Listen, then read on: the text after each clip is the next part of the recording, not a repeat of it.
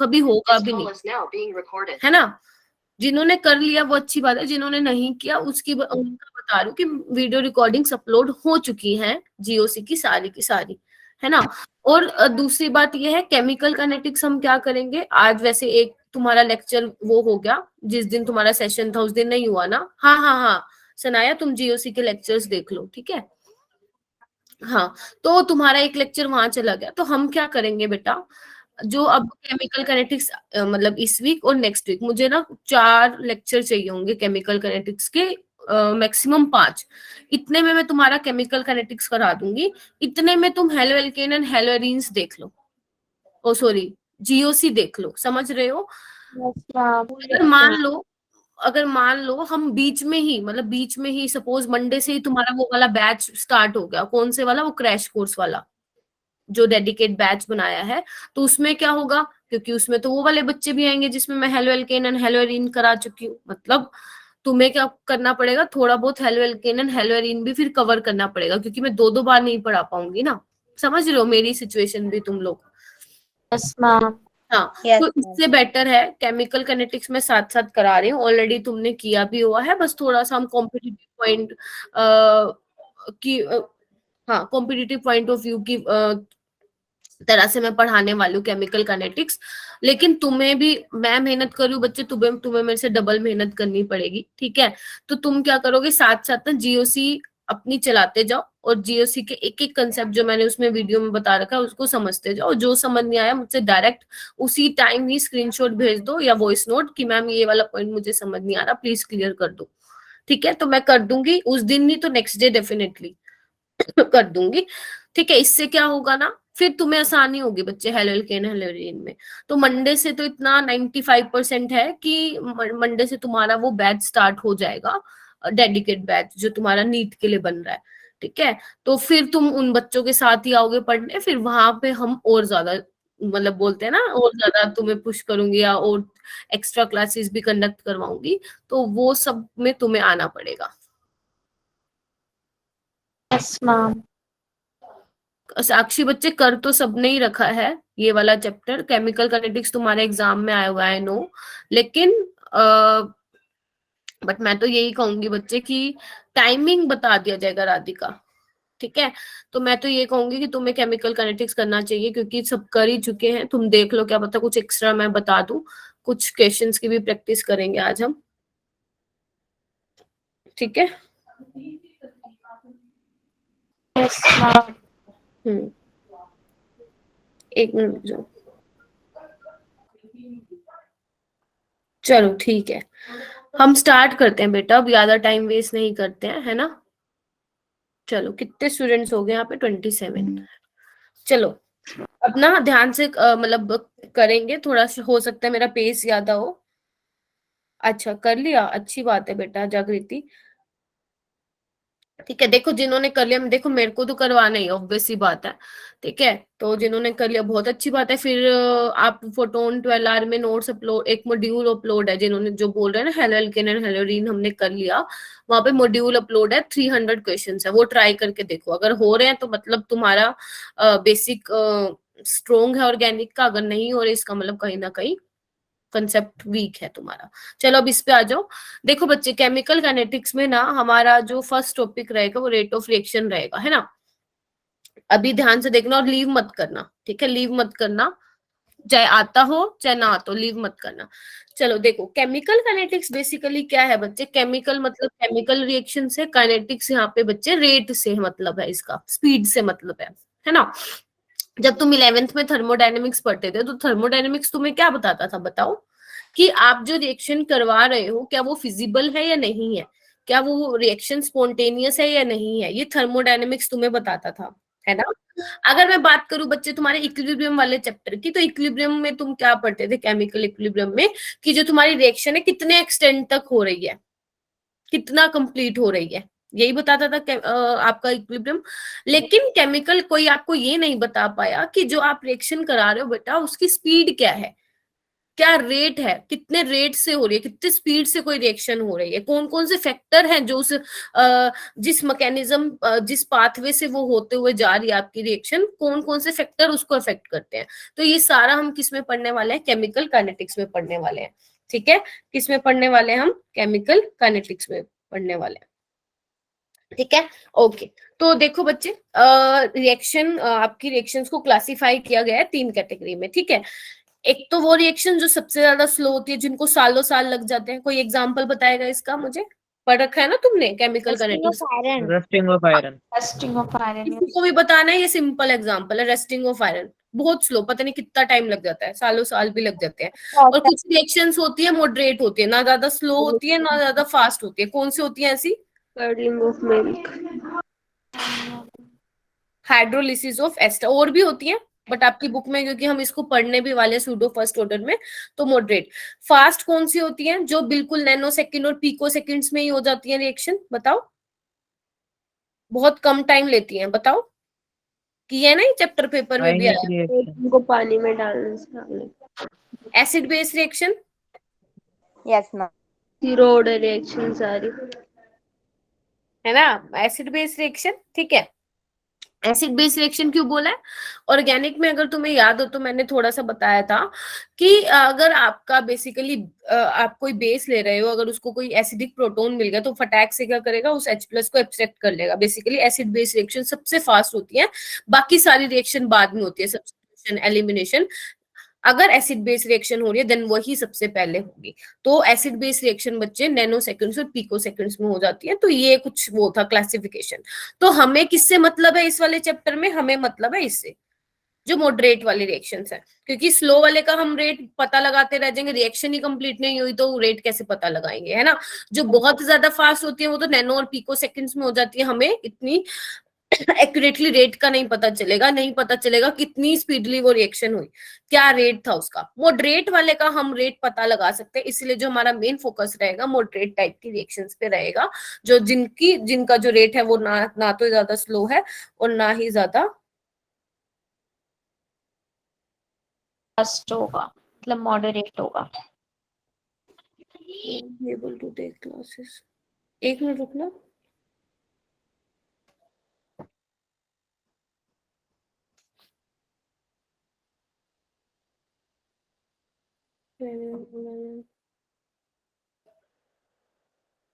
एक मिनट दे दो बेटा।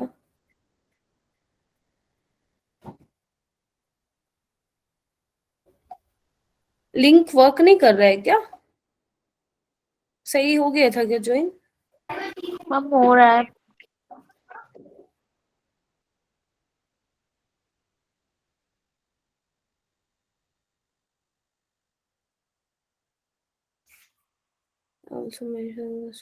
मैम कर रहा है, मैंने देख लिया, सही कर रहा है काम। ठीक है,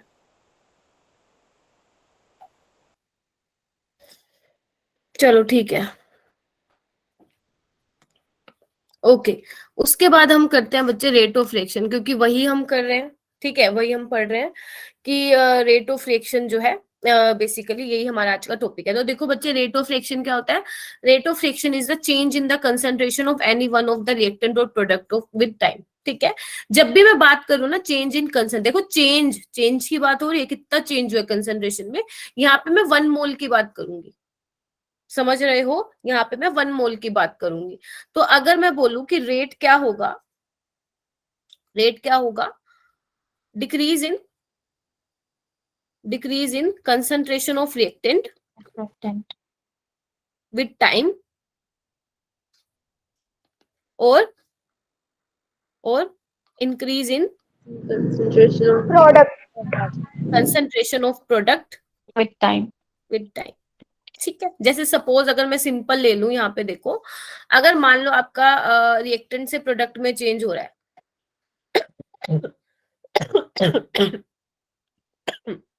रिएक्टेंट से प्रोडक्ट में चेंज हो रहा है। सपोज आपका रिएक्टेंट है बच्चे 5 मोलर, मतलब टाइम 0 पे 5 मोलर है, मतलब जब तक आपने रिएक्शन स्टार्ट नहीं करवाई है तो आपका रिएक्टेंट, जैसे सपोज इस ग्लास में, मतलब बीकर लगा लो, इसमें कोई सोल्यूशन है, इसकी कंसंट्रेशन है 5 मोलर, तब तक प्रोडक्ट नहीं बना है। ठीक है, अगर मान लो मैं कुछ टाइम सपोज 10 सेकंड बाद देखती हूँ या 10 मिनट बाद देखती हूँ, तो इसमें से रिएक्शन स्टार्ट हो गई है, तो जितना 5 मोलर था अब तो वो बचेगा नहीं। सपोज उसमें 5 में से 3 खत्म हो गया, ठीक है, तो कितना बना होगा? 2 बना होगा। कितना बना होगा? 2 बना होगा। हाँ या ना? Yes yes ma'am. Ma'am. Yes ma'am. I am so sorry, 3 बना होगा, क्योंकि जितना निकला उतना ही बना होगा। तो लेफ्ट कितना बच गया होगा? रिएक्टेंट 2, है ना? जितना गया उतना ही बन गया। तो क्या मैं बोल सकती हूँ जितना गया उतना ही बना, मतलब जितना रिएक्टेंट की कंसंट्रेशन में डिक्रीज हुआ उतना ही प्रोडक्ट की कंसंट्रेशन में क्या हो गया बच्चा? इंक्रीज। इंक्रीज। तभी यहाँ पे मैंने क्या लगाया? इक्वल टू का निशान लगाया। तभी यहाँ पे मैंने क्या किया है? Equals to. 1 मिनट, ये हो क्या रहा है बेटा? 1 मिनट दो, कह रहे हैं 1 मिनट।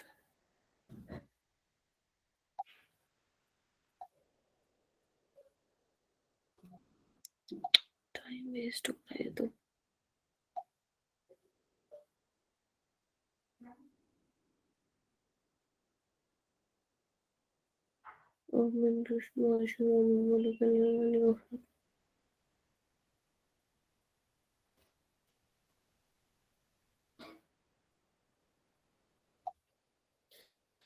चलो ठीक है। ओहो, ऐसे बीच बीच में मैसेज आ जाते हैं ना, फ्लो ही ब्रेक हो जाता है। चलो ठीक है, अभी देखो यहाँ पे ध्यान से, चेंज बोला है बच्चे। चेंज का मतलब क्या है? मैंने अगर आपको देखा हो डेफिनेशन में क्या बोला? चेंज। चेंज क्या होता है? फाइनल माइनस इनिशियल, यही होता है ना? अगर मान लो मैं यहाँ पे लिखती हूँ कि जो तुम्हारा R1 है, या नेक्स्ट चलो यही लिख देती हूँ। सपोज R1 तुम्हारी क्या है बच्चे? इनिशियल कंसंट्रेशन है। ध्यान से देखना, इनिशियल कंसंट्रेशन है at time t is equal to 0। R2 है आपकी फाइनल कंसंट्रेशन कितने टाइम पे? सपोज 5 सेकेंड पे, सपोज, है ना? ऐसे P1 क्या होगा बच्चे? इनिशियल कंसंट्रेशन होगा, इनिशियल कंसंट्रेशन होगा किसकी? प्रोडक्ट की। इनिशियल कंसंट्रेशन किसकी होगी? प्रोडक्ट की होगी at time t is equal to 0। और P2 क्या होगी? फाइनल प्रोडक्ट की कंसंट्रेशन होगी, किस पे होगी बताओ?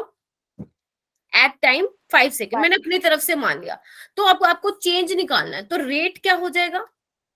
क्या मैं चेंज के लिए डेल्टा लगा सकती हूँ? Yes ma'am. R upon delta T और क्या लगा सकती हूँ? dr by dt। R by dt। और प्रोडक्ट में कैसे लिख सकती हूँ? Same, delta p by delta t is equal to dp by dt। Delta हम किसको दिखाते हैं? कोई बताएगा? चेंज। चेंज। चेंज को दिखाते हैं। कौन से चेंज को दिखाते हैं? फॉर लार्ज चेंज,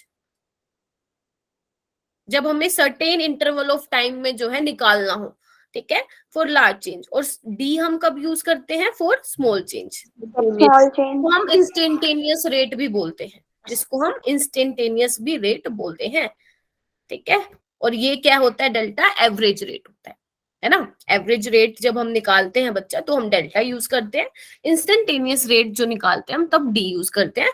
तो आपको क्वेश्चन में इसके ऊपर भी आ सकता है, डेल्टा वाला निकालना भी आ सकता है और डी वाला भी निकालना आ सकता है। वो डिपेंड करता है कि क्वेश्चन क्या पूछा गया है, ठीक है। तो अब क्या लिखेंगे हम इसको? डेल्टा आर मतलब चेंज, चेंज मतलब फाइनल माइनस इनिशियल, तो R2 माइनस R1, है ना? R2 minus R1। और डेल्टा टी मतलब बच्चे T2 माइनस T1। ऐसे ही P2 minus P1 divide by T2 minus T1। समझ में आई ये वाली चीज? Yes ma'am. Yes ma'am. ठीक है जी, ठीक है। अच्छा, माइनस यहाँ पे क्या है? माइनस यहाँ पे क्यों लगाया? या उससे पहले एक और चीज लिखो, rate of reaction is always positive. Rate of reaction is always positive. हमें क्वेश्चन भी करने हैं, ठीक है। तो थ्योरी से ज्यादा हमारा, क्योंकि फिजिकल है, तो हमारा थ्योरी से ज्यादा बच्चे न्यूमेरिकल पे फोकस होना चाहिए, ठीक है। चलो, अच्छा, अभी क्या करना है? Rate of reaction is always positive, इसका मतलब क्या हुआ? कोई बताएगा? इसका मतलब क्या है? हाँ बोलो, इसका मतलब क्या होगा? Rate of reaction is always positive, क्या मतलब है? ये पढ़ रखा है ना तुम लोगों ने? मैम वो इंक्रीज होगा। कौन इंक्रीज होगा? प्रोडक्ट। प्रोडक्ट। हाँ, वो तो इंक्रीज होगा। मैंने कहा पॉजिटिव रहेगा हमेशा, तो इसका मतलब क्या कहना क्या चाह रही हूं मैं, नेवर गो बैक। अरे इधर देखो ना यार, तुम सिंपल सी चीज भी नहीं समझते हो। इधर देखो, डेल्टा आर है, रिएक्टेंट की कंसंट्रेशन डिक्रीज हो रही है, Yes, ma'am. तो ये तो नेगेटिव में ही आएगी, ऑब्वियस सी बात है। अगर मैं ग्राफ बना के दिखाऊं तुम्हें, ठीक है, कंसंट्रेशन वर्सेस टाइम का, तो क्या होगा, टाइम के साथ रिएक्टेंट की कंसंट्रेशन डिक्रीज होगी और प्रोडक्ट की इंक्रीज होगी। तो डिक्रीज होगी तो ये तो हमेशा नेगेटिव में आएगा, बट मैंने कहा रेट इज ऑलवेज पॉजिटिव, तभी तो मैंने आगे माइनस लगाया, तो माइनस माइनस क्या हुआ, पॉजिटिव हुआ। इसलिए मैंने बोला है rate of reaction is always positive. Product की कंसंट्रेशन तो इंक्रीज ही हो रही है विद टाइम, तो उसका तो कुछ नहीं है, ठीक है। वो तो पॉजिटिव ही रहेगा, ठीक है। समझे कि नहीं समझे? मतलब हम रेट ऑफ रिएक्शन जो रिएक्टेंट की जो वो भी पॉजिटिव ही रहेगी। हाँ, क्योंकि हमने आगे माइनस लगा दिया, वैसे तो नेगेटिव आएगा, बट नेगेटिव नेगेटिव बच्चा पॉजिटिव हो जाएगा, ठीक है। नहीं आया क्या समझ में राधिका? आ गया। क्वेश्चन करेंगे, जिस क्वेश्चन करेंगे क्वेश्चन से ज्यादा क्लियर होगा। उसके बाद है बच्चे रेट ऑफ रिएक्शन।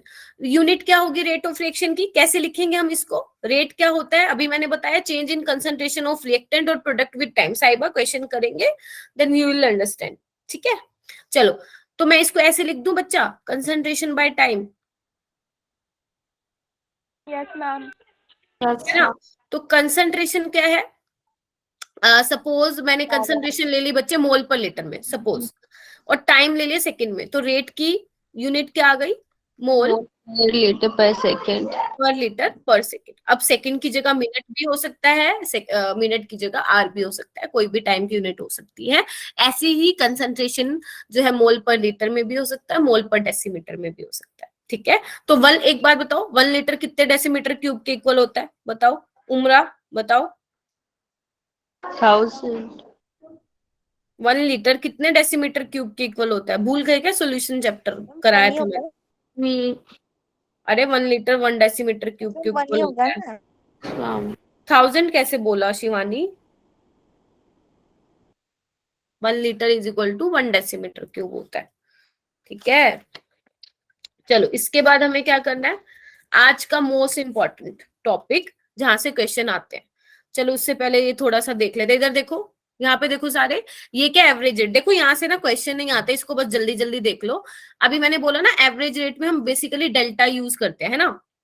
तो अगर मान लो तुम्हें ग्राफ दे रखो, अगर तुम्हें लार्ज इंटरवल ऑफ टाइम के लिए निकालना है रेट, तो कैसे निकालोगे? जैसे देखो ग्राफ दे रखा है, अभी तो ये P1 P2 से आपको दिखा रखा है।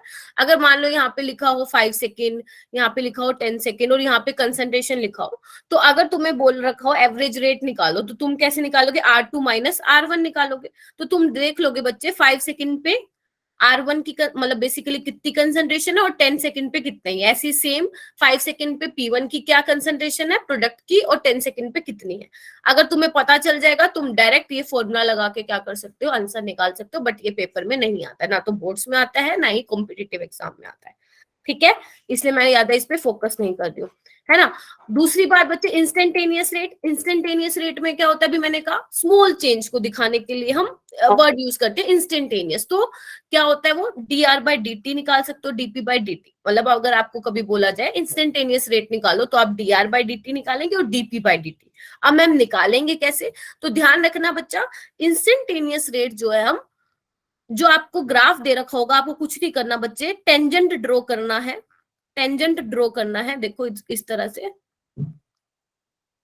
ठीक है। और यहाँ पे क्या करना है, स्लोप, जो टेंजेंट का स्लोप होगा उससे आप क्या निकाल सकते हो, dp/dt निकाल सकते हो। जैसे देखो, आप चेक कर सकते हो इस टाइम पे कितनी कंसंट्रेशन है, इस टाइम पे कितनी कंसंट्रेशन है, बस पता हो निकाल दो, खत्म कहानी। यहाँ पे देखो क्या लिखा हुआ है, it is determine graphically, graphically निकलेगा ये, bye drawing a tangent at time t on either of the curves, ठीक है, for concentration r and p versus t and calculated it's slope. उसका स्लोप निकल जाएगा, समझ रहे हो। जैसे ही आपके पास कोई ग्राफ दे रखा होगा, टेंजेंट ड्रॉ करना है, मतलब slope of tangent is what, dr/dt। क्योंकि जो बच्चे यहाँ पे होता है ना कंसंट्रेशन बाय ये, तो dc/dt इज व्हाट, स्लोप होता है। इसका मतलब ही क्या होता है, स्लोप होता है। तो आप टेंजेंट ड्रॉ करके जो है निकाल सकते हो वैल्यू, लेकिन नहीं आता है तो करने की जरूरत नहीं है, तो जस्ट बता रही हूँ आपको, ठीक है। चलो, उसके बाद एक क्वेश्चन देख लेते हैं बेटा। देखो क्या लिखा हुआ है, ध्यान से देखो सारे बच्चे। आपको दे रखा है फॉर ए रिएक्शन प्रोडक्ट की कंसंट्रेशन दे रखी है 2.5 टी स्क्वायर माइनस 4 मोल पर लीटर। ठीक है, ये दे रखा है। आपको क्या निकालना है बच्चा, एवरेज रेट। एवरेज रेट का मतलब क्या हुआ, delta C delta C upon delta T. और T1 और T2 आपको ऑलरेडी दे रखा है। ये तो बहुत मजे वाली बात होगी, हमें निकालने की जरूरत ही नहीं है। ऑल्सो फाइंड इंस्टेंटेनियस रेट, यानी कि आपको डीसी बाई डी टी भी निकालना है। किस पे निकालना है, टाइम 12 सेकेंड पे। क्लियर हुआ question? Yes ma'am. Yes, ma'am. Okay, चलो ठीक है। अच्छा, अभी क्या करेंगे, delta C by delta T कैसे निकालेंगे? कुछ नहीं करना, C2 minus C1, T2 minus T1। ठीक है, पहले तो 10 सेकंड पुट कर दो, जो ये आपको सी की वैल्यू दे रखी है, फिर 20 कर दो, दोनों को माइनस कर दो, ये आपके पास आ जाएगा। क्या सभी बच्चे निकाल सकते हैं एवरेज रेट जितने यस भी मैम। ना, Yes, है ना? ma'am. अच्छा, इंस्टेंटेनियस रेट कैसे निकालोगे, इसका मतलब है आपको डिफरेंशिएट करना पड़ेगा विद रिस्पेक्ट टू डिफरेंशिएशन आता है थोड़ा बहुत, यस सर ने सिखाया होगा ना, है ना? इंटीग्रेशन। देखो सी क्या है बच्चा, 2.5 टी स्क्वायर माइनस 4 इतना है, तो डीसी बाई डी टी क्या होगा, क्या होगा टाइम के रिस्पेक्ट में, जो पावर होती है वो आगे आ जाती है, तो 2 इंटू 2.5 5t और कांस्टेंट का 0। जैसे मान लो सपोज y तुम्हारा है एक्स स्क्वायर, तो कोई बोल दे dy बाई डी एक्स निकालो, तो कुछ नहीं करना बेटा, पावर को आगे ले आओ, X हो जाएगा. 2x हो जाएगा, है ना? तो 5t हो जाएगा।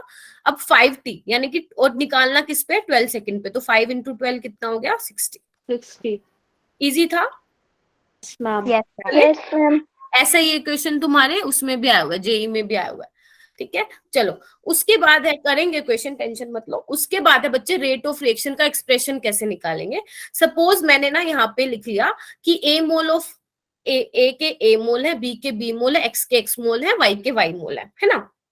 तो अगर मान लो मुझे रेट लिखना हो, तो रेट कैसे निकालूंगी? तो पहले अब मेरी बात ध्यान से सुनो। जब स्टार्टिंग में मैंने तुम्हें रेट ऑफ रिएक्शन की डेफिनेशन बोली थी, वो क्या बोली थी, चेंज इन कंसंट्रेशन। मैंने कहा था जो मैंने यहाँ पे कंसंट्रेशन ले रही हूँ फॉर 1 मोल ले रही हूँ, क्या ले रही हूँ, 1 मोल ले रही हूँ। समझ रहे हो? Yes. मतलब मैम 1 मोल Yes, की ma'am. कंसंट्रेशन में जितना चेंज आएगा। हाँ, नहीं, हाँ 1 मोल में कितना चेंज आएगा। अभी ये कितना है, ए मोल है। अभी ये कितना है, ए मोल है। देखो ए में, ए मोल के लिए ए है, तो 1 के लिए कितना हो जाएगा, ए बाय ए, हाँ या ना? Yes ma'am. तो 1 मोल के लिए क्या मैं ऐसे लिख दूं, -1 by A D A by D T. बताओ, और यहाँ पे -1 by B D B by D T. क्या समझे? मल्टीप्लाई में नहीं करना है, डिवाइड में करना है, क्योंकि मैं 1 मोल की बात कर रही हूँ। ऐसे इसके लिए क्या लिखूंगी, 1 by x d x by D t और 1 by y. dy by dt. समझे ये? बताइए। Yes, ma'am. और ये माइनस क्यों लगाया, समझ गए होगे, क्योंकि रेट हमेशा पॉजिटिव आता है। Yes, ma'am. रेट हमेशा पॉजिटिव आता है, तो ये नेगेटिव में होगा तो नेगेटिव नेगेटिव पॉजिटिव होगा। सिंपल है। अच्छा, अभी ना एक टर्म आपने देखी होगी, रेट ऑफ अपीयरेंस, या बोल दो रेट ऑफ डिसअपीयरेंस की बात कर लेते हैं। रेट ऑफ डिसअपीयरेंस, डिसअपीयरेंस का मतलब क्या है, रिएक्टेंट की कंसंट्रेशन क्या हो रही है, कम हो रही है ना?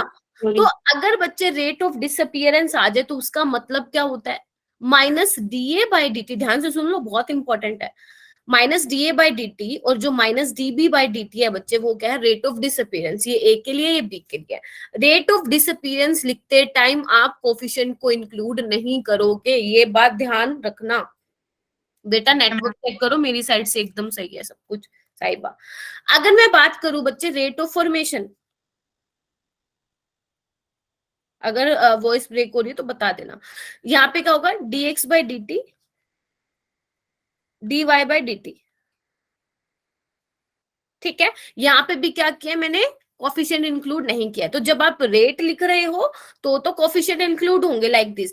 लेकिन जब आपसे पूछा जाए रेट ऑफ डिसअपीयरेंस, यानी कि एग्जामिनर आपसे सिर्फ ये पूछना चाह रहा है, समझ रहे हो? ऐसी रेट ऑफ फॉर्मेशन पूछे तो यानी कि एग्जामिनर सिर्फ आपसे ये जानना चाह रहा है, उसको कोफिशिएंट से मतलब नहीं है। Okay ma'am. समझ गए? तो यहाँ पे बेसिकली लिख लो, बेशक लिख लो कोफिशिएंट। हाँ जी, बोलो राधिका।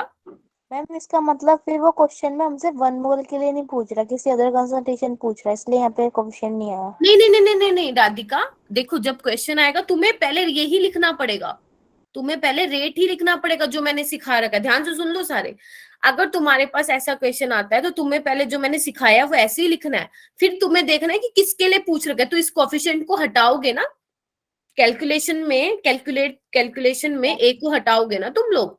Yes ma'am. सपोज मान लो, चलो देखो तुम्हें ये पूछा गया है चलो क्वेश्चन के थ्रू करेंगे, अभी तुम्हें सिर्फ ये ध्यान रखो कि मैंने कैसे बताया, अभी क्वेश्चन करेंगे इसके जस्ट बाद, फिर तुम्हें ज्यादा चीजें क्लियर होंगी, ठीक है। तो कोफिशिएंट इंक्लूड नहीं करेंगे, ओके। उसके बाद जैसे देखो, ये देखो रेट ऑफ रिएक्शन लिखना है, तो इसका कैसे लिखोगे राधिका बताओ। यस मैम, इसमें तो मैम dn2/dt माइनस का होगा, फिर हाँ प्लस मतलब sorry equals to -1/3 dH2/dt is equals to 1/2 dNH3/dt। ठीक लिखा है मैंने, देखो सारे Yes, ma'am. Yes, ma'am. Yes, ma'am. सब एक्टिवली पार्टिसिपेट करोगे Yes, क्लास ma'am. में, ऐसा नहीं कि पता नहीं क्या ही चल रहा है मैम, ये तो हमें आता ही है ना। अगर आता है तो जब मैं क्वेश्चंस की प्रैक्टिस कराऊंगी उसमें तुम्हारा हैंड रेज होना चाहिए, अगर सबको लग रहा है बोरिंग चल रहा है तो जब भी मैं क्वेश्चन करवाऊंगी उसमें सबका हैंड रेज होना चाहिए, ठीक है। चलो रेट ऑफ डिसअपियरेंस कैसे लिखूंगी, फिर बोल रही हूँ, -d/dt N2 is your rate of disappearance and -d/dt of H2 is your rate of disappearance, ये रेट होगा। ऐसे अपीयरेंस के लिए क्या होगा, d/dt of NH3। NH3. तो अगर वो पूछे रेट ऑफ बता दो फॉर्मेशन ऑफ H3 क्या होगा, तो मतलब वो ये पूछना चाह रहा है आपसे, इसमें समझ गए? इंक्लूड नहीं होगा। हाँ वो आपसे ये पूछना चाह रहा है, वो आपसे मतलब अगर मैं H2 की बात करूं, वो बोल दे एग्जामिनर की rate of disappearance of H2 बता दो, तो वो आपसे ये जानना चाह रहा है, ना कि ये पूरा जानना चाह रहा है, उसको मतलब है सिर्फ इस चीज से, ठीक है। Yes, ma'am. Yes, ma'am. Yes, ma'am. ठीक है, ओके। चलो क्वेश्चन पे आ जाओ भाई, बस समझने का समझ चुके हो, अब क्वेश्चन पे आ जाओ। देखो क्या लिखा हुआ है, हैंड रेज करोगे अपना। आपके पास बच्चे ये केमिकल रिएक्शन दे रखी है, आपको करेक्ट ऑप्शन बताना है, नीट 2019 में आया हुआ है क्वेश्चन। राधिका का हैंड रेज हुआ है, बाकी और करो, सबको आता है, एक बार देख लो, कोई बात नहीं है, टाइम ले लो। और किसने किया हैंड रेज, सना ने किया है, और ओके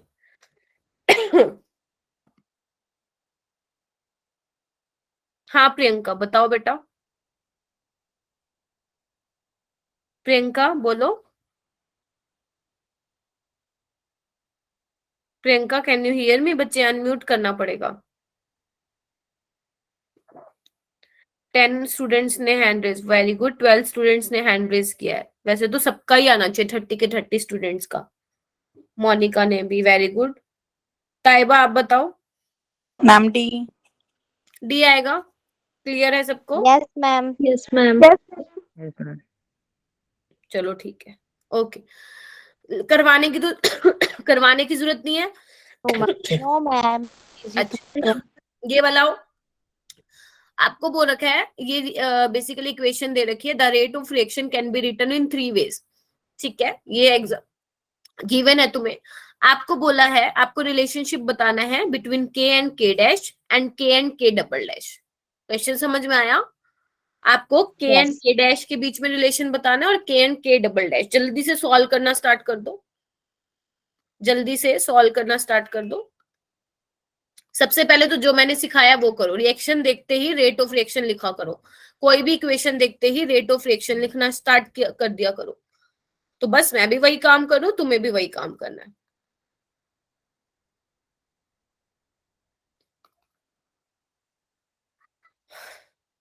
ठीक है, यही होगा। Yes, ma'am.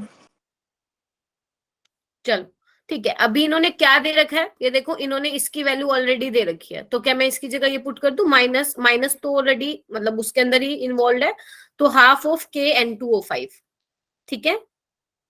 ऐसे ही इसकी कितनी दे रखी है, d/dt NO2 की बताओ Yeah, no. N2O5. शाबाश। O2 की कितनी दे रखी है, K डबल डैश N2O5। 205. इतना क्लियर है सबको? Yes, ma'am. अब क्या करोगे, N2O5 कैंसिल कर दो, तो क्या हो जाएगा, K/2, K डैश बाय 4 और K डबल डैश, है ना। रिलेशन किसके बीच में निकालना है, K एंड K डैश, पकड़ लो, जिसके बीच में निकालना है उसको पकड़ लो, इसके बीच में निकालना है तो निकाल लो। 2K dash is equal to 4K, तो क्या हो जाएगा देखो, K डैश क्या आ जाएगा बताओ, 2K. K डैश आ जाएगा 2K, ठीक है। अच्छा, और किसके बीच में निकालना relation, K and K double dash, पकड़ लो इसको, तो K क्या हो जाएगा 2K डबल डैश, और K डबल डैश क्या हो जाएगा, K बाय 2 हो जाएगा। देख लो कौन सा ऑप्शन है, B. B. बी ऑप्शन है, मैम B. ऑप्शन है yes B ma'am, B. Option, ठीक है। चले, Yes, ma'am. Yes ma'am. चलो Yes, ma'am. अब ये जल्दी तुम ट्राई करो, फोर्थ वाला क्वेश्चन। फॉर द रिएक्शन, वही हैबर प्रोसेस दे रखा है बेटा, आपको क्या दे रखा है, इनका rate of disappearance, sorry rate of formation दे रखा है, ये देखो, ठीक है। आपको ये बताना है -d/dt(H2), जल्दी बताओ कैसे होगा, बताओ।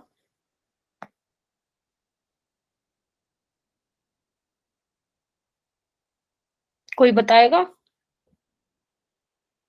Yes ma'am. प्रियंका बच्चे, आज देर, प्रियंका कुमारी, कर लोगे, छोड़ दूं तुम्हारे ऊपर, कुछ नहीं करना, रेट ऑफ रिएक्शन लिखना है, एक का दे रखा है दूसरे का निकाल लोगे, ये करवा दूं क्या? नहीं, कर लेंगे, कर लेंगे। कर लेंगे. चलो सना बताओ फिर कैसे करोगे, कैसे करोगे सना? मैम इसका ऑप्शन डी होगा। ऑप्शन डी, बच्चे आंसर तो मुझे पता नहीं है। कैसे किया तुम लोगों ने? मैम मैंने तो उसमें ऐसा किया, पहले इसकी सारी रेट ऑफ रिएक्शन लिख ली, फिर उसके बाद मैंने 1/2 dNH3/dt is equals to 1/3 dH2/dt रख दिया, और dNH3/dt की वैल्यू में गिवन है, उसे रख अच्छा, दिया, और मैंने कट कर दिया और 3 को उधर ले गया, तो 3 × 10⁻⁴ आ गई वैल्यू। यही आया होगा ऐसे करके। Yes ma'am. चलो सबका आ गया, सबका आ गया बच्चे, Yes, ma'am. Yes, कोई ma'am. बात नहीं Yes, प्रियंका, ma'am. ठीक है। और ये वाला तो तुम कर लोगे, डायरेक्ट रेट ऑफ रिएक्शन लिखना है, ठीक है। सिक्स्थ वाला देखो, ये भी मैंने कराया, हैबर प्रोसेस है, रेट ऑफ रिएक्शन लिख लोगे, ये वाला देखो कर लोगे। For the reaction N2O5 2NO2 plus half O2, आपको डिसअपीयरेंस का रेट दे रखा है बच्चे N2O5 का इतना 6.25 समथिंग, और रेट ऑफ फॉर्मेशन बताना है आपको NO2 का और O2 का, समझ रहे हो। The rate of formation of NO2 and O2 is given respectively as, respectively का मतलब समझना, रिस्पेक्ट ये वर्ड ना कई बार बच्चे जो है कंफ्यूज हो जाते हैं, देखो, यानी कि रिस्पेक्टिवली का मतलब क्या है, पहले NO2 का बताना है देन O2 का बताना है, तभी एग्जामिनर लिख के देते हैं रिस्पेक्टिवली, है ना। नहीं तो आप लोग पहले O2 का निकाल दोगे, पता नहीं NO2 का, तो उसने स्पेशली मेंशन किया जो फर्स्ट वाली वैल्यू है वो NO2 की रहेगी, सेकंड वाली O2 की रहेगी। तो ये छोटी छोटी चीजें हैं जो आपको ध्यान रखनी है, सिली मिस्टेक के कारण गलत नहीं करनी है। तो कर लोगे ये वाला क्वेश्चन भी? Yes ma'am. कोई ऐसा स्टूडेंट करवाने का है तो मुझे बता दो, मैं करवा दूंगी। मैम ये सारे रिकॉर्डिंग्स में मिल जाएंगे ना, नोट्स में? क्या बेटा क्वेश्चंस? Yes ma'am. हाँ मैंने अपलोड भी कर दिए, चेक कर लेना, ओके मैम. है ना, स्लाइड्स के साथ ही अटैच कर दिए मैंने। ओके, ये वाले भी बहुत सिंपल हैं, देखो 2000 में इसका आंसर बच्चे, परम एक्चुअली मुझे निकालना पड़ेगा बेटा, ऐसे नहीं आया पता मुझे, है ना, ठीक है। अच्छा, ये वाले क्वेश्चन देखो 2000 और 1997 में आए हुए हैं, कर लेना इसको, बहुत इजी है। अच्छा, ये वाला क्वेश्चन है, ये अच्छा क्वेश्चन है। आपको क्या दे रखा है बच्चे, हैबर प्रोसेस की इक्वेशन दे रखी है और आपको कुछ डेटा गिवन है। आपको क्वेश्चन में बोल रखा है कि K1 K2 एंड K3 के बीच में इनका रेशियो निकाल दो, बेसिकली K1 K2 K3 का। कैसे करोगे इस क्वेश्चन को, कैसे अप्रोच करोगे बताओ? पहले तो रेट ऑफ रिएक्शन लिखेंगे, तो उसके अंदर जैसे इसमें इन्होंने गिवन कर रखा है, हमें d/dt NH3 की वैल्यू K1 NH3 होगी। इसी तरीके से सब जितने भी प्रोडक्ट और रिएक्टेंट के हमने रेट लिखे होंगे, उनकी जगह पर NH3 की जो फॉर्म दे रखी है उसको लिख देंगे। आंसर बताओ मुझे जल्दी से, सारे जल्दी से चैट बॉक्स में मुझे आंसर दो।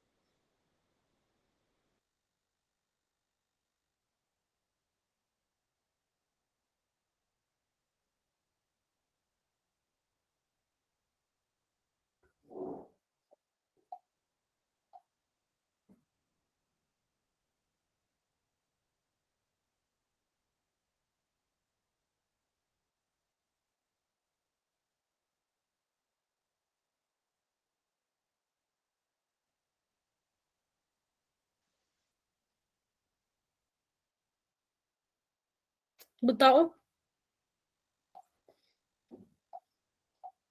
सो गए क्या?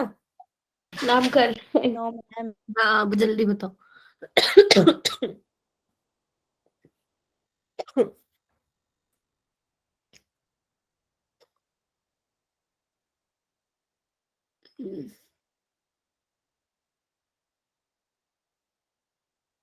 मैम जो K1 आएगा वो 2 टाइम्स ऑफ K2 होगा और 2 टाइम्स ऑफ K3 होगा।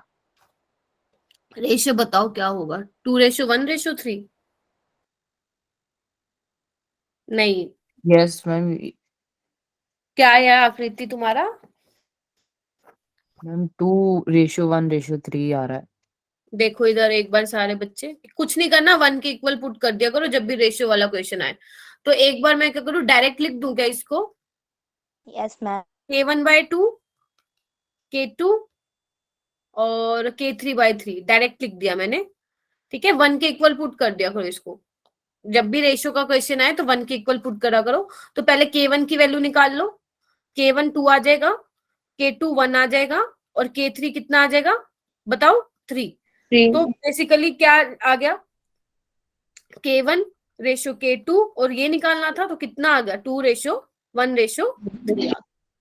ठीक है परम, क्लियर है बेटा? मैम एक बार और बताएगा। देखो ना, इतना कर लोगे सना?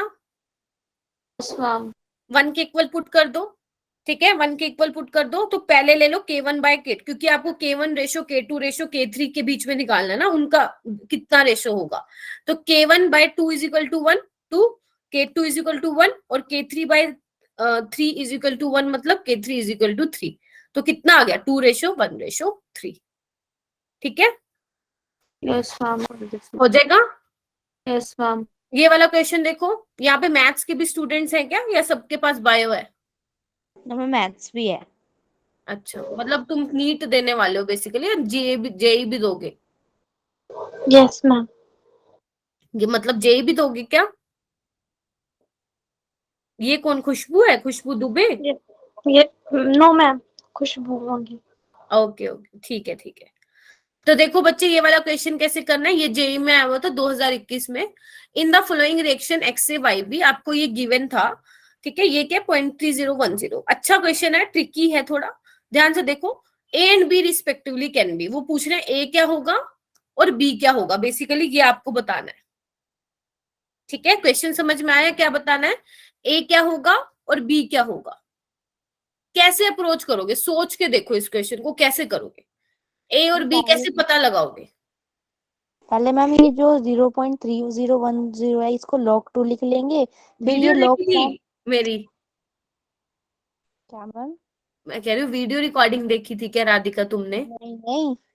अच्छा फिर ठीक है, मतलब तुमने की होगी प्रैक्टिस। ठीक है, अभी सुनो ध्यान से। करके समझ पहले हमें जो, हम जो पढ़ते आ रहे हैं ना, हमें ऐसी रिएक्शन, हमें तो लोग वाली देखने की हैबिट ही नहीं है। क्योंकि मैंने तुम्हें जितनी भी सिखाई है, हम क्या करते हैं, ये करते हैं हमेशा, ऐसा कुछ लिखते हैं। बोलो हाँ या ना? Yes ma'am. Yes. है ना, मैम। लोग वाला तो हमने सीखा ही नहीं। तो मतलब जैसे तैसे हमें इस लोग को हटाना है। तो लोग को कैसे हटाएंगे बच्चे, जब दोनों साइड लोग होंगे तभी हटेंगे, है ना? तो क्या मैं 0.3010 को log 2 लिख सकती हूँ? Yes ma'am.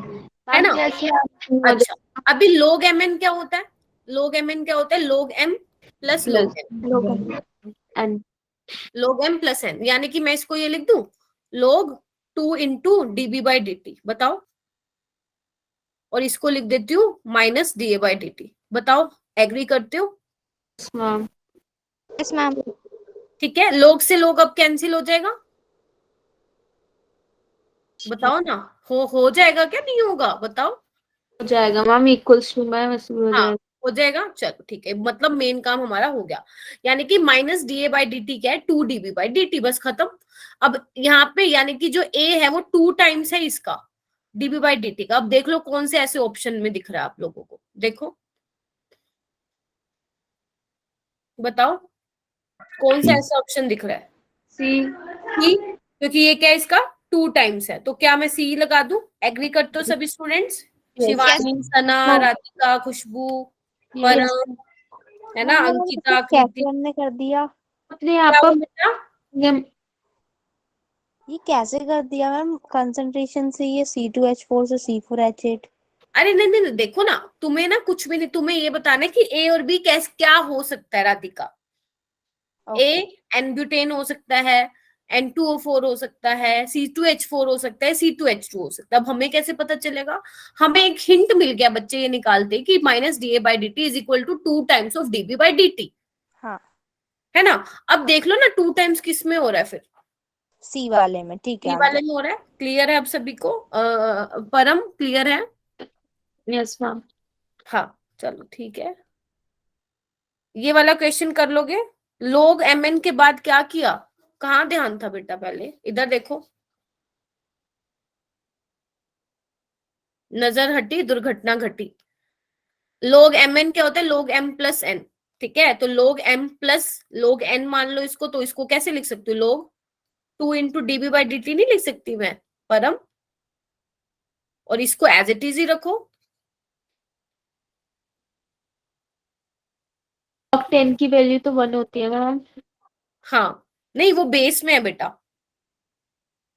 नहीं नहीं नहीं, हाँ हाँ, नहीं नहीं, कैसे कर सकते हो? लोग 10 से लोग 10 बच्चे कैंसिल। पहले तो मेरी बात सुनो, लोग 10 1 होता है, ये बेस में है, मतलब नीचे की साइड है, सब समझ रहे हो? यस और मैम। दूसरी चीज, अभी किसी स्टूडेंट ने बोला मैम लोग 10 से लोग 10 कैसे कैंसिल करोगे बेटा? यहाँ प्लस में 0.3010 है, तो उसको भी तो चेंज करना पड़ेगा ना लोग में। जब दोनों साइड लोग होंगे तभी कैंसिल करोगे, अदरवाइज कैसे कर दोगे तुम, है ना? समझे? चलो ये वाला क्वेश्चन हो जाएगा, पढ़ लो पहले क्वेश्चन को। इनिशियल कंसंट्रेशन N2O5 की दे रखी है 3 मोल पर लीटर एंड इट इज 2.754 मोल पर लीटर आफ्टर 30 मिनट, ठीक है। इनिशियली इतनी थी, 30 मिनट बाद देखा तो 3 से 2.7 हो गई कंसंट्रेशन N2O5 की। आपको रेट ऑफ फॉर्मेशन बताना है NO2 का, हो जाएगा। इनिशियल फाइनल दोनों कॉन्सेंट्रेशन दे रखी है N2O5 की। हाँ आपको क्या निकालना है? ये निकालना है N2O5 by delta t is equal to किसका निकालना है? फॉर्मेशन ऑफ NO2 का। तो क्या लिखोगे? 1/4 DNO2 अपॉन DT। हाँ डी लगा लो या डेल्टा लगा लो, कोई दिक्कत नहीं है, ठीक ठीक है। ओके तो इतना, इसका कितना दे रखा है डेल्टा बताना? 2.75 माइनस 3 और टाइम दे रखा है 30 माइनस 0। -0। बस 4 को यहाँ ले आओ और निकल जाएगा तुम्हारा, यस खत्म। इसका आंसर देख लेना, ए आएगा। यस मैम, आ गया। चले, तुम लोगों ने ना केमिकल काइनेटिक्स कर मतलब कर लिया है, ऑब्वियस सी बात है, लेकिन तुम ना बस 5-6 बच्चों के अलावा कोई मेरे को रिस्पॉन्स नहीं दे रहा है क्लास में। चलो बस इतने ही काफी सारे क्वेश्चन हो गए। तो मैंने जितने भी टाइप के बनते थे बच्चे, कौन से वाले टॉपिक से किए हमने क्वेश्चन? ये रेट ऑफ रिएक्शन से। देख पा रहे हो रेट ऑफ रिएक्शन से कितने क्वेश्चन है? Yes ma'am. ठीक है। और अभी तो मैंने जेई मेन के क्वेश्चंस तुम्हें दिए ही नहीं है, मैंने तो तुम्हें नीट के करवाए हैं। जब तुम जेई मेन के उठा के देखोगे ना, कम से कम तुम्हें 15 से 16 क्वेश्चन मिल जाएंगे इसके। तो एक काम करना, देखो तुम्हारे ऊपर भी प्रेशर है आई नो, तो तुम्हें इसके भी क्वेश्चंस जो है मिलेंगे, क्या बोलते हैं, केमिकल काइनेटिक्स से अलग से, जैसे मैं असाइनमेंट देती हूँ, तुमने देखा भी होगा, है ना। तो वैसे इसके भी मिलेंगे। देखो पढ़ना तो पड़ेगा, तुम्हारे पास कोई और ऑप्शन नहीं है। जितना भी टाइम बचा है, जितना भी टाइम बचा है तुम्हारे नीट के एग्जाम में, उससे 1 महीने पहले तक जो कर सकते हो, जितना कर सकते हो अच्छे से वो करो, ठीक है। फिर जब 1 महीना रह जाएगा, तब आपकी जो टेस्ट सीरीज है वो भी अभी स्टार्ट हो जाएंगी वैसे, ठीक है। तब अपना जो 1 महीना रह जाएगा सिर्फ और सिर्फ रिवीजन करनी है। सुन रहे हो मेरी बात ध्यान से? 1 महीना 20 दिन लगा लो, सिर्फ वो करना है जो तुमने अभी तक पढ़ा है, सिर्फ कुछ नया मत उठाना। जितना भी नया पढ़ना है तुम्हारा, अगर मान लो अप्रैल में होता है एग्जाम, तो तुम्हारा जनवरी फरवरी मार्च, मार्च तक, मार्च या अगर मैं स्टार्टिंग का 1 वीक लगा लूं अप्रैल का, तो जितना कर सकते हो तब कर लो। उसके बाद सिर्फ तुम्हें रिवीजन करनी है जो तुमने सीखा है, क्योंकि ऑब्वियस सी बात है तुम बहुत सारा सिलेबस पढ़ चुके होगे तब तक, तो उसको भी तो रिवाइज करना है ना। और अगर तुम ये सोचते हो कि मैम हमने बहुत सारा पढ़ लिया, मैम हमने क्वेश्चंस लगा लिए, मैम हमने टेस्ट कर लिया सोल्व, मैम हमने मॉड्यूल कर लिया, मैम हमने ये कर लिया, लेकिन जब तक तुम कम से कम 10 बार रिवीजन नहीं करोगे ना, गारंटी लगा लो कि एग्जाम में क्वेश्चंस कुछ सोल्व ही नहीं कर पाओगे। तो रिवीजन तो मस्ट है, जितनी फ्रीक्वेंट रिवीजन करोगे उतना तुम्हारे लिए अच्छा है, ठीक है। रिवीजन ही जो है बच्चे तुम्हारा रिजल्ट डिसाइड करेगी, पढ़ा है वो अच्छी बात है, टेस्ट दिया है बहुत अच्छी बात है, बट रिवीजन कितनी की, कितना माइंड में रिटेन रही चीजें, वो मैटर करता है।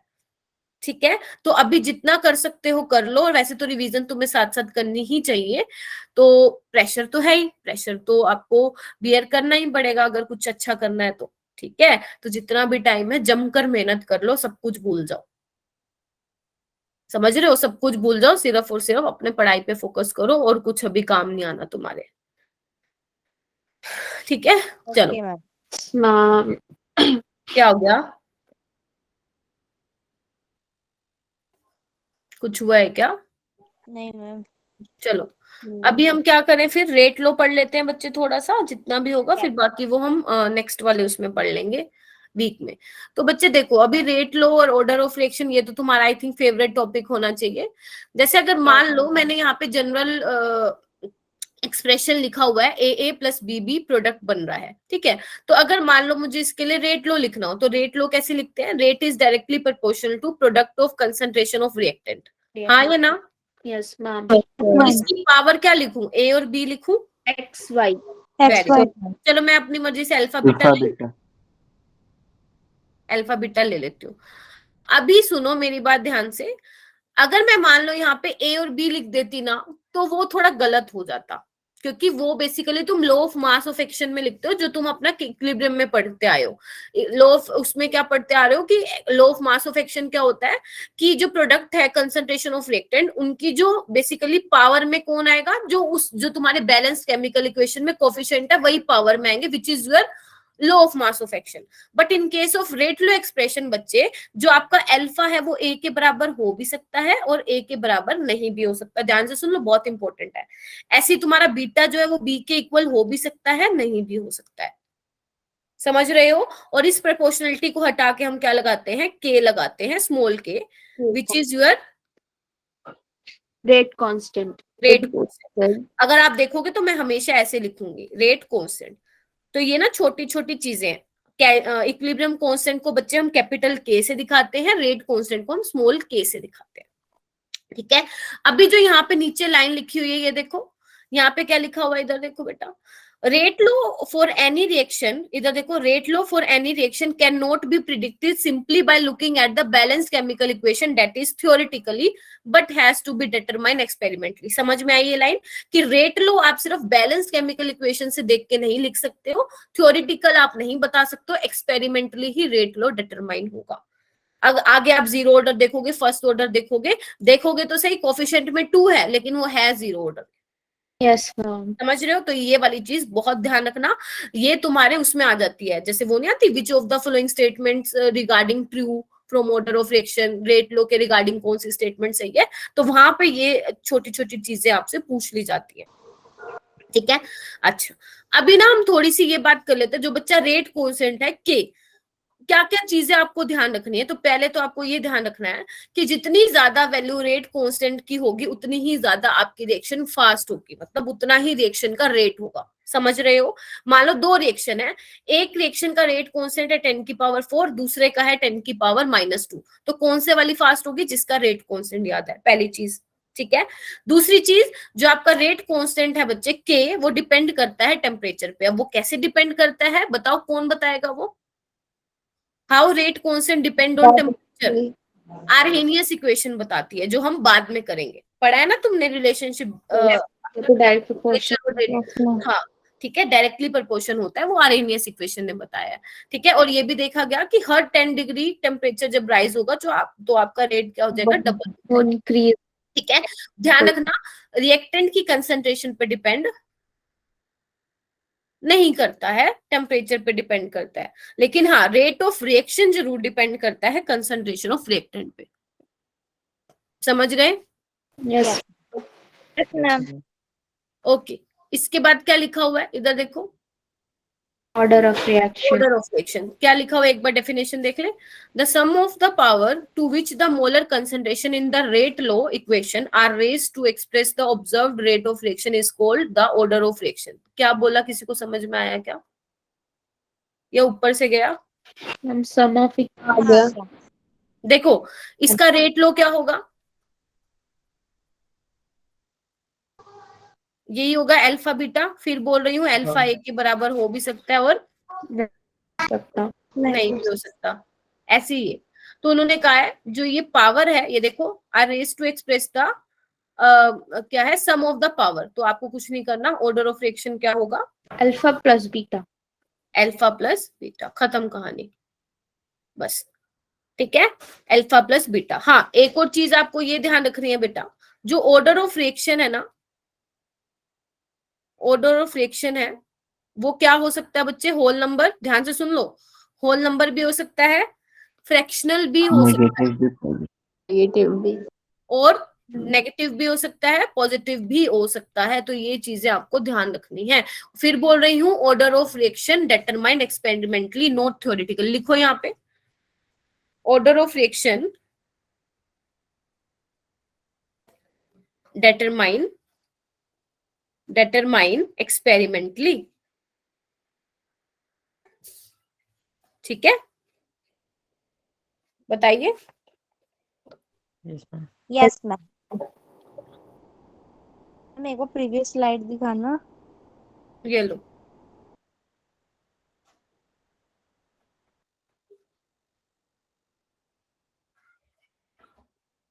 ठीक है, यस। ओके। अभी देखो यहाँ पे, अभी तक हम क्या पढ़ रहे थे, रेट लो पढ़ रहे थे, सिंपल। मैंने आपको एक ये जनरल इक्वेशन लिख दी और बोल दिया रेट लो लिखो। अगर मान लो तुम्हारे पास कोई ऐसे रिवर्सिबल रिएक्शन आ जाए, तो उस केस में आप रेट लो कैसे लिखेंगे, पढ़ी है कभी ये रिएक्शन? Yes ma'am. मैम पढ़ी है, कैसे होगा? चलो थोड़ा बहुत मतलब अलग अलग से थोड़ा समझते हैं। देखो, सबसे पहले मैं लिख रही हूँ फॉरवर्ड वाली K1 जिसका रेट है ये, ठीक है, इसको मैं अलग से लिख लेती हूँ 2HI H2 plus I2 K2 लिख सकती हूँ ना, समझाने के लिए बता रही हूँ बेसिकली। तो जब समझ में आ जाएगा दोनों को कंपाइल करके साथ लिख देंगे कि क्या रेट लो बनेगा रिवर्सिबल रिएक्शन के लिए, ठीक है। अच्छा, मुझे इसके लिए बताना रेट लो क्या होगा, बताना। ये होगा माइनस K1H2 और I2। अगर मुझे मान लो सपोज मुझे HI का रेट लिखना हो तो कैसे लिखोगे, ऐसे ही लिखोगे, HI की पावर HI बाय DT। ठीक है ये।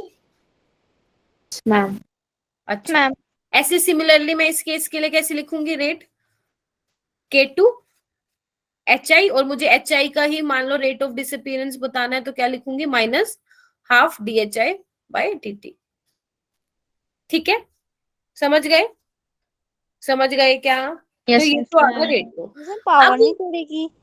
हाँ जी, मैम K2HI भी आपने जो डेफिनेशन पढ़ाई आपने बताया था कि रेज टू द पावर जो होगी। रेस टू, इसमें ये देखो ना, okay I am so sorry, अब ठीक है, अब ठीक है, अब ठीक है, यस है। ठीक है, हाँ। अच्छा, अभी ना मान लो सपोज आपको बोल रखा होगा ये निकालो भाई, ये निकाल दो, तो कैसे निकालोगे, कुछ नहीं करना। अगर मैं इसकी बात करूं इस वाले की, तो यहाँ पे क्या होगा 2K1 H2I2, ठीक है, क्योंकि मुझे क्या करना, ओवरऑल का बताना है। इसका लिखूंगी तो क्या लिखूंगी, 2K माइनस आ जाएगा HI का स्क्वायर, समझ रहे हो? क्योंकि क्या हुआ, फॉरवर्ड में गया, बैकवर्ड में जब आप लिखोगे तो माइनस का साइन लगाओगे, समझ रहे हो? मैंने आपको इसलिए स्प्लिट करके दिखाया, फिर मैंने ओवरऑल लिख दिया कि मैं आपको क्या बताना चाह रही हूँ। मैम एक बार और बताइएगा प्लीज। पूरा समझाना है सना। मैम बस लास्ट का। देखो ना, सपोज आपसे बोल रखा हो DHI बाई DT निकाल दो, तो आप कैसे निकालोगे, DHI बाई DT की तो वैल्यू यहीं से निकलेगी ना, तो 2K1H2I2, ठीक है सना, और यहां से क्या निकलेगी, DH बाई DT की वैल्यू 2K2HI का स्क्वायर, ठीक है। अब क्योंकि ये किसके लिए, फॉरवर्ड के लिए, जब बैकवर्ड में आओगे तो क्या लगाओगे, माइनस का साइन लगाओगे, देंगे। Okay ma'am. ठीक है। यस मैम आ गया समझ में। अच्छा, अगर मैं बात करूं बच्चे इक्विलिब्रियम पे क्या होगा, इक्विलिब्रियम पे क्या होता है बच्चे, जो रेट होता है आपका फॉरवर्ड का वो बैकवर्ड के बराबर होता है, इक्वल हो जाता है उसके। इक्वल हो जाता है उसके, ठीक है। और इक्वल हो जाएगा तो आप ऐसे बोल सकते हो, इक्विलिब्रियम जो कांस्टेंट होगा वो क्या होगा, K फॉरवर्ड बाय के बैकवर्ड। ये बहुत इंपॉर्टेंट है, यहाँ से क्वेश्चन आया हुआ है। इक्विलिब्रियम पे rate of forward is equal to rate of backward, तो जो ये रेट है वो क्या हो जाएगा, बराबर हो जाएगा, और आप लिख सकते हो के सी इज इक्वल टू के एफ बाई के बी, फॉरवर्ड रेट को मतलब फॉरवर्ड का rate constant divide by backward का रेट कांस्टेंट। ठीक है जी। Yes, mummy ma'am. Rate constant forward का बराबर होगा रेट ऑफ बैकवर्ड के। हाँ इक्विलिब्रियम पे बोल रही हूँ, इक्विलिब्रियम पे बोल रही हूँ कि rate of forward rate of backward के बराबर होता है। तो अगर आपको कोई बोल दे इक्विलिब्रियम कांस्टेंट लिखो, तो उसका जो बच्चे फॉर्मूला होता है वो होता है के फॉरवर्ड बाय के बैकवर्ड। लिख के देख लो, बेशक लिखा जाएगा। ऐसे लिखोगे ना, इक्विलिब्रियम कांस्टेंट कैसे लिखोगे, एच आई का square divide by H two by I two, और एच आई क्या है K1 और बैकवर्ड का क्या है H2I2। समझ गए, ये लिख के दिखाऊं? हम कर लेंगे। हाँ जी, बाकी सब आगे समझ में आ गया। कर चलिए। लेंगे। उसके बाद बच्चे यहाँ पे ये आपको करने की नीड नहीं है, ये रहने देना। ये पहला रिएक्शन है, बहुत पहले पूछा जाता था इससे क्वेश्चन, अब नहीं आता है, तो आप लीव भी कर सकते हो। ठीक है, अगर आप चाहते हो करवा दो तो मैं करवा देती हूँ, बोलो क्या कहते हो? करवा दो। करवा दो। देखो, आप पहला रिएक्शन क्या होती है बच्चे, मान लो ए से बी भी बन रहा है, सी भी बन रहा है। इसका सबसे अच्छा एग्जांपल है ऑर्गेनिक की रिएक्शन है एक फिनोल। बेसिकली अगर हम फिनोल की नाइट्रेशन करवाते हैं तो आपको एक ऑर्थो प्रोडक्ट मिलता है पैरा, मतलब फिनोल से ही आपको ऑर्थो और पैरा मिल रहा है। सेम इसका मतलब यही है, पहला रिएक्शन का ही एग्जाम्पल है कि आप कोई भी ए ले रहे हो, उससे बी भी मिल रहा है और सी भी मिल रहा है। बी से मिलने का रेट कांस्टेंट K1 है, सी से मिलने का रेट कांस्टेंट है K2। ठीक है, तो अगर आपको रेट लिखना हो तो कैसे लिखोगे, K1A प्लस K2A। पहले तो ये बताओ, ये समझ में आया? क्योंकि अब क्या है, दोनों फॉरवर्ड में जा रही है, बैकवर्ड में आता तो माइनस आता, जैसे हमने रिवर्सिबल में किया था। ठीक है। और क्या किया, ए आपने क्या किया बच्चे, कॉमन ले आगे लिया। ले लिया, कॉमन ले लिया। ठीक है, यहाँ से क्वेश्चन क्या आता है, अगर पहले जो आया हुआ है परसेंटेज यील्ड निकालनी आ जाती है। परसेंटेज कैसे निकालते हैं, टोटल में से कितना। अब जैसे मान लो बी की निकालनी है परसेंटेज यील्ड, तो कैसे निकालोगे, टोटल कितना होगा K1 प्लस K2, तालियों से K1 बाय ये, सी का कैसे निकालोगे K2 bye K1 plus K2। Mainly ma'am जिसकी निकालनी होती है उसे ऊपर करके हाँ, नीचे नीचे बाय, जैसे मार्क्स कैसे निकालते हैं, 100 मार्क्स का होता है, कितने आए 70, ऐसे ही ये करना है। ठीक है, सिंपल था बिल्कुल। Yes ma'am. ओके, इसके बाद है रेट कांस्टेंट।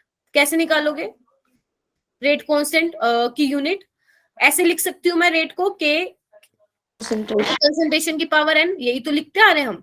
कंसंट्रेशन किसकी, रिएक्टेंट की, तो मैंने कुछ नहीं किया, कंसंट्रेशन लिख दिया। n क्या है, ऑर्डर। ठीक है। तो अभी क्या निकालना है बच्चे, आपको k की यूनिट निकालनी है, तो इसको मैं ऐसे लिख दूं, और ये क्या होता है, कंसंट्रेशन बाय टाइम। बोलो। तो इसको कैसे लिखूंगी, concentration 1 minus n time inverse, पहले बोलो हाँ या ना। Yes ma'am. मैम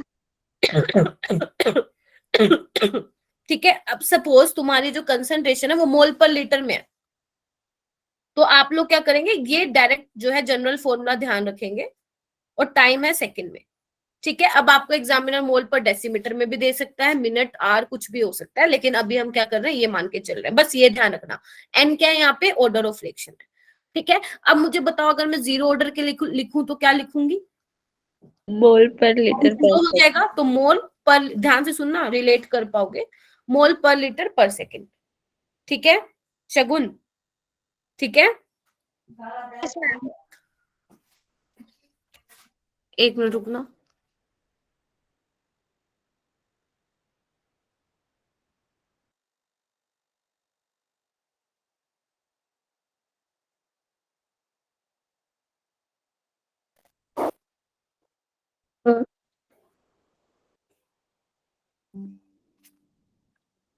आगे कैसे लिखोगे फर्स्ट ऑर्डर का, second inverse. Second second. Inverse, आप मिनट में भी दे सकते हैं, आर में भी दे सकते हैं। सेकंड में कैसे लिखोगे, एन की power 2, mole inverse N equal to litre second.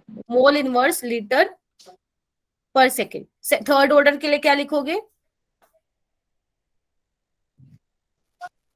बताओ, मोल माइनस 2 लीटर 2 पर सेकंड। हाँ बोलो।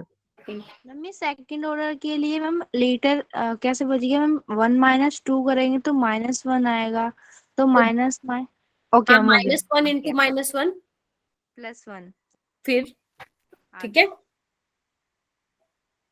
ठीक है क्या? अभी आपको ना किसी के लिए भी देंगे, आप निकाल सकते हो। मान लो हो सकता है 3/2 ऑर्डर के लिए लिखा हो, या -1 के लिखा हो, 1/2 के लिए हो, कुछ भी हो। अगर आपको ये पता है तो यूनिट निकाल सकते हो। और आपको पता होगा, अगर किसी ने प्रीवियस ईयर क्वेश्चन एनालाइज किया होगा, तो यहाँ से क्वेश्चन आते हैं। डायरेक्ट पूछते हैं ना ऐसे, तो इसका ऑर्डर बताओ। हाँ जी, क्या बोल रहे हैं, क्या बोल रहे हो बेटा? अरे हाँ, ऐसे वो फिर आप कैसे बताएंगे? रेट कांस्टेंट की यूनिट देख के बता सकते हैं कि क्या ऑर्डर है इसका। अच्छा, और जो ये बच्चे भाग मैम रहे हैं, पेपर में भी आया था इसका एक। अच्छा एग्जाम में भी आया था इस बार केमिस्ट्री के। अच्छा, मिड टर्म में, मैम यस हाँ मैम, उसमें भी रीऑर्डर आता है। क्वेश्चन का लिखना। सबसे इजीएस्ट अच्छा, क्वेश्चन यही है। ठीक है, तो ये बहुत अच्छे, मतलब बहुत अच्छे का मतलब है बहुत इजी क्वेश्चन होता है अगर ये पेपर में फंस गया। और इवन नीट में तो आते हैं बेटा ऐसे। अब ना मेरी बात ध्यान से सुनना, तुम्हें ना नीट में ना बहुत ज्यादा एडवांटेज है। पता है तुम्हें किस चीज का? एक तो ऑर्गेनिक का ये एडवांटेज है, जिनको ऑर्गेनिक से डर लगता है ना, एग्जामिनर सोचता है कि बच्चों को ऑर्गेनिक से फोबिया है, ये होती है, ये बात फैक्ट बता रही हूँ। तो अगर तुम नीट को जेई से कंपेयर करोगे ना बच्चे, तुम्हारा ऑर्गेनिक का जो लेवल है जेई से काफी कम आता है। अगर उसका लेवल मतलब काफी कम आता है, तो आप क्या करोगे बच्चे? ऑर्गेनिक के लिए तो एनसीईआरटी बेस्ड ही आता है, वैसे तो तुम्हारा पूरा पेपर एनसीईआरटी बेस्ड आता है, बट ऑर्गेनिक का जो मैं एक्स्ट्रा कराऊंगी जितना वो कर लेना।